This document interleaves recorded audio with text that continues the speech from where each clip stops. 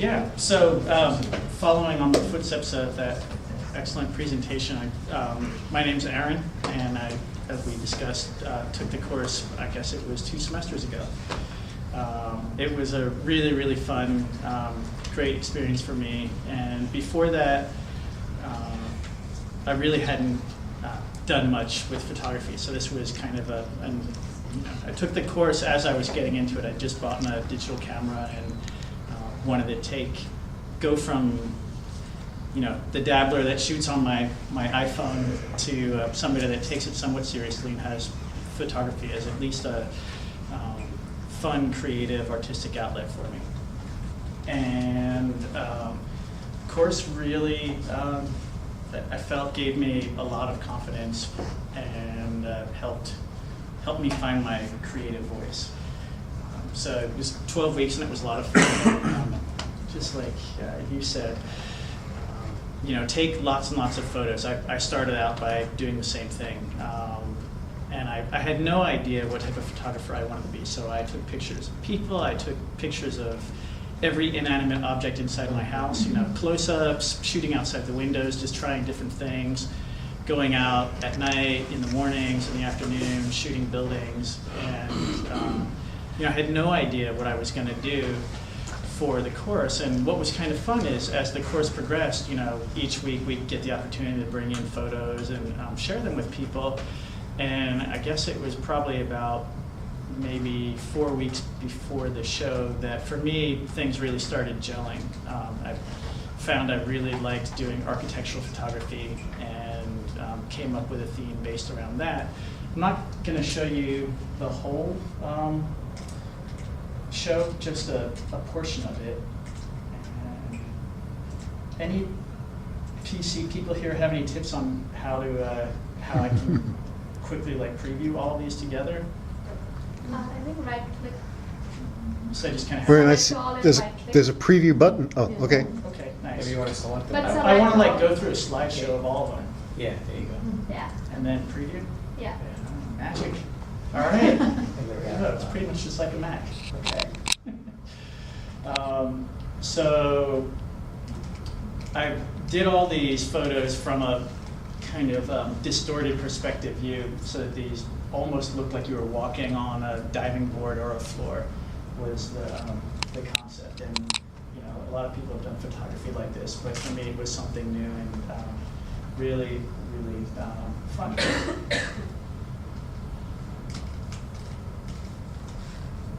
You'll probably recognize some of these buildings. Now, the really interesting thing for me is I really enjoyed the show, but for me, I got the most out of it afterwards, because I was really inspired, and I felt like I had started to find my voice through this. And these, to me now, I'm not that proud of this work that I did for the show. I think it's okay, but technically, my chops really improved after it. So now I'm going back and I kind of want to show you the evolution of my work. When I took the course, I was really just doing basic settings, learning how to use the camera, do manual photography, get the right white balance and contrast exposure that I felt was really good. But I wasn't very comfortable with Photoshop. And since then, I've really dived into that. And I consider Photoshop kind of the modern day equivalent of the darkroom. And a lot of the greatest photographers throughout history and time, taking the photo with the camera was one half of their work, but the second half was manipulation in the darkroom. And so for me, really learning how to bring out the colors, the contrast, and make the photo sort of sing the way that I saw it when I took the photo has really opened things up for me. So this was the original photo, and this is just some pretty simple color and vibrancy adjustments in Photoshop, but to me it makes a really big difference. Like all of a sudden there's contrast and there's a lot more pop. Again, this was the original photo, and this is the difference. And you can see it, just has a lot more life to it. Same thing again. And these, you know, I'm not doing anything fancy really. I'm not using layers. I'm not cutting and pasting or even dodging and burning. I'm just using 3 settings here, actually. Color balance, vibrancy to help it kind of shine a little bit more, and contrast. And those 3 things really give you a lot of control. You know, here's the original, and here is, this is really what it looked like to my eye when I saw the original picture. Then I started playing around even more with doing, this has a little bit of layer manipulation to give the vignette around the corner so you get more contrast there. But again, everything else is the same sort of settings as on those previous ones. It's just bringing out the colors that were already in there. This is where it got really interesting. So this is the original photo. This is playing around with the color. And then this is where I feel like I found my voice. And this is a composite photography, and this is sort of now, I guess, you know, the types of photos I like to do are like this. And it looks like it, you know, maybe was a lot of crazy Photoshop work, but actually it's not that complicated. It just happens to be 4 different layers stacked on top of each other. So one is the photo of that building at Rockefeller Center. Second one is a mountain overlooking the sea out in California.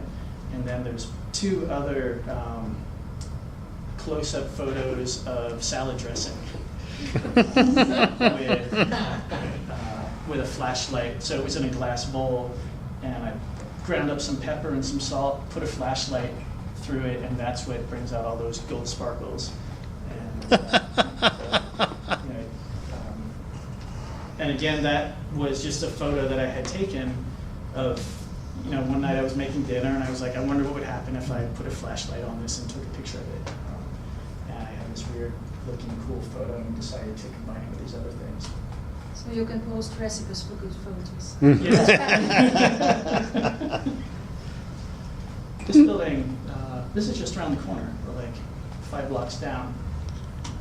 And again, it's just a composite. It's up in the Berkshires, mixed with this building, and again mixed with, I think it was a picture of dirty dishwater, backlit.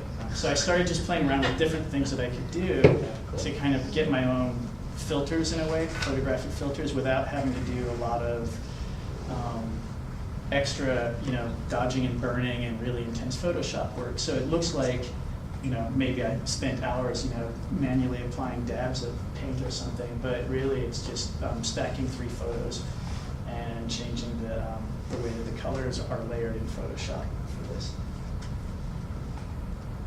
And similar with this one, you almost can't see the building, but so there's the building, and this is a picture of the beach in Miami, and that building, and again, kind of really, you know, it's almost transparent, but I've still got like one of those layers of salad dressing back there.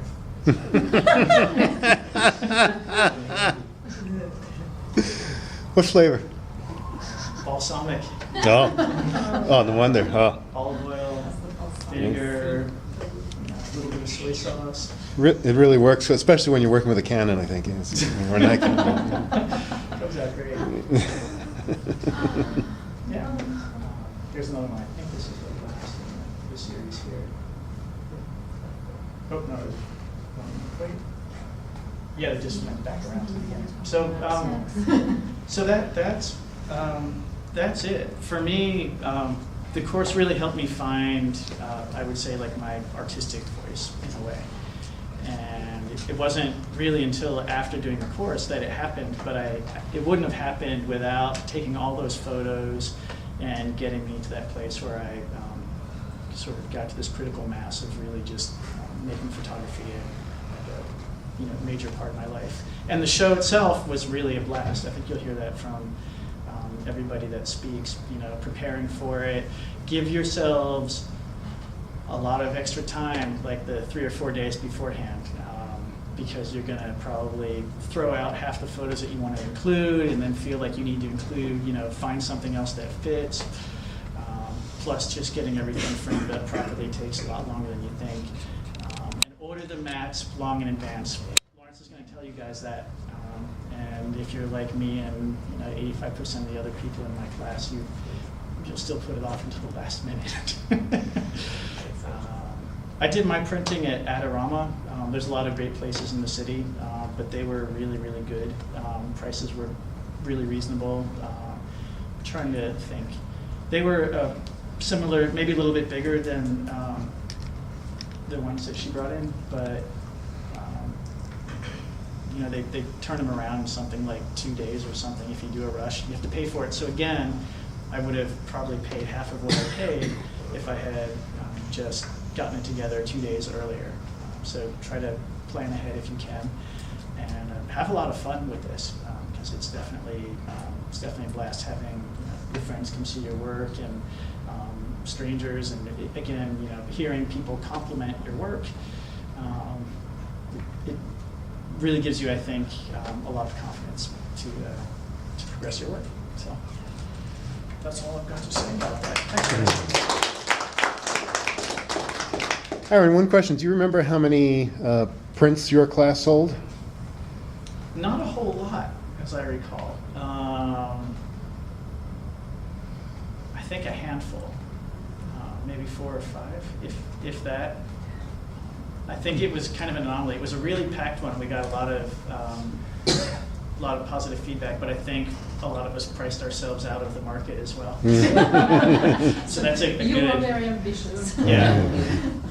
Because we had, I think it was 42 or 44? Yeah. So Or 42 or 44. We sold a Wow. lot of That's prints. awesome.